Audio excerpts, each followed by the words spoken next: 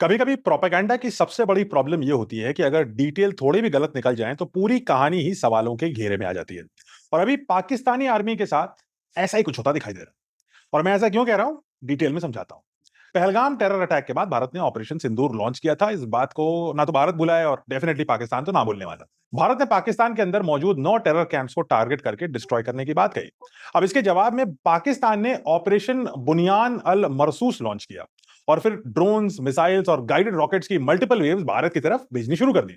जम्मू कश्मीर, पंजाब, राजस्थान, गुजरात, कई सेक्टर्स में अटैक की रिपोर्ट सामने आई। और इन्हीं ऑपरेशंस में पाकिस्तान ने फतह 1 गाइडेड आर्टिलरी रॉकेट का भी इस्तेमाल कर डाला।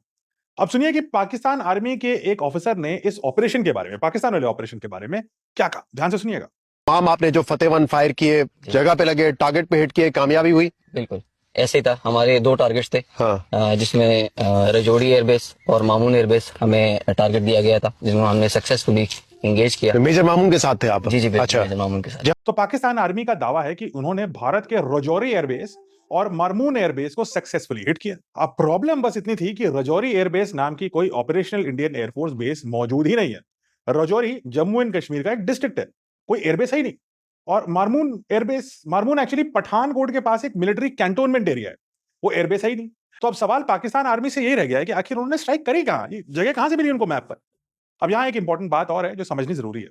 थ्रेट्स फेक नहीं थे, मिसाइल्स रियल थी और क्रॉस बॉर्डर एस्केलेशन भी रियल थी। मिसाइल के टुकड़े हरियाणा के सिरसा, राजस्थान के बाड़मेर और जलंधर के आसपास के एरिया में फैले हुए फिरे।